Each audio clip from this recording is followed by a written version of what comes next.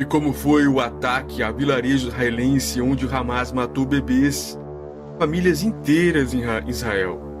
É uma reportagem um pouco perturbadora, porque é uma pessoa que fez, olha só, quem fez a reportagem machismo é Jeremy Browning, que é o editor da BBC Israel. Ele está lá em Israel, ele esteve no local, olha só, ele já coloca aqui essa mensagem, um aviso. Essa reportagem contém informações e imagens que alguns leitores podem considerar perturbadoras.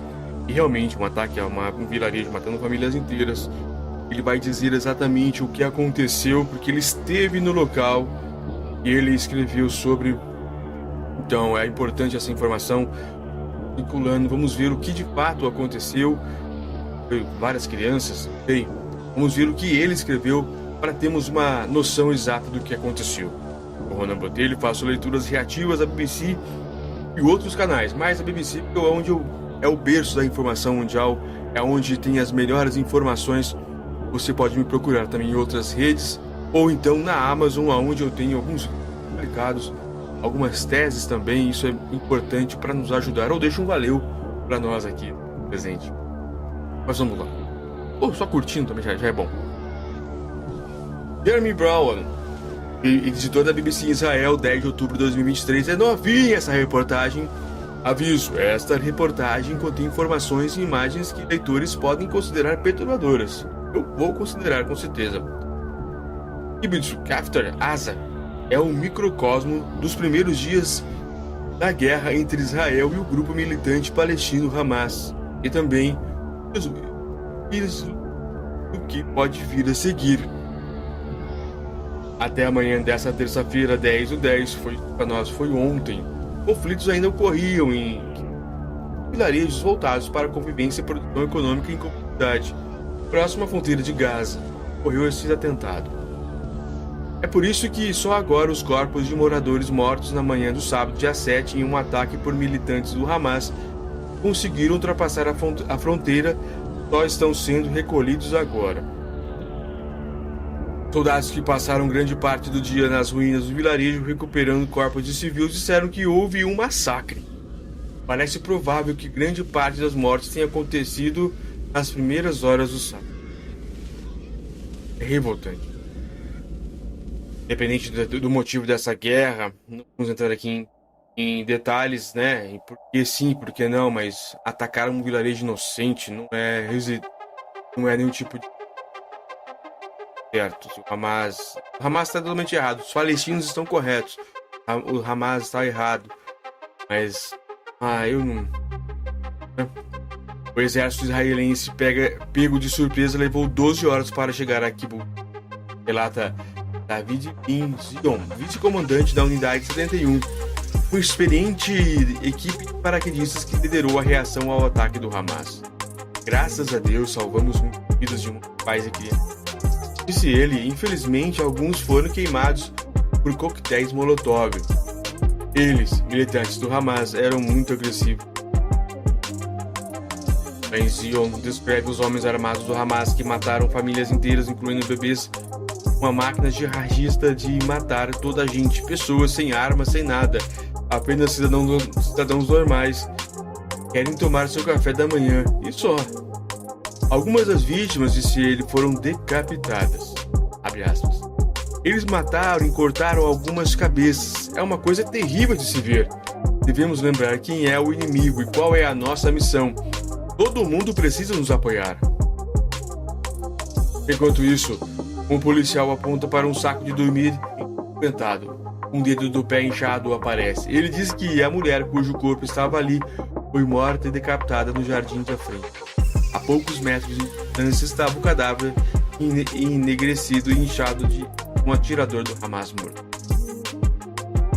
O Kibbutz Kfar Aza aumenta as evidências consideráveis de que estão se acumulando de crimes de guerra cometidos por homens armados do Hamas.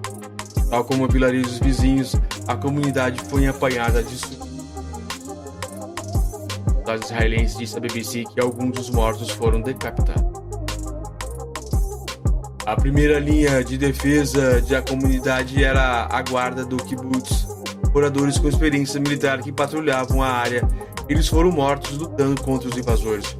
Os corpos dos guardas foram retirados de suas posições na manhã desta terça-feira. Como os outros mortos, seus corpos foram embrulhados em plásticos, transportados em macas para um estacionamento e colocados em fila de espera a serem recolhidos e sepultados. Moradores das comunidades fronteiriças israelenses contavam com ataques periódicos com foguetes depois que o Hamas ter tomado o controle da faixa de Gaza em 2007. Eles aceitaram o perigo como o preço de uma vida no campo em uma comunidade unida que tinha vestígios do espírito pioneiro das primeiras colônias sionistas. Os moradores de Kfar Aza e de outras comunidades israelenses ao longo da fronteira de Gaza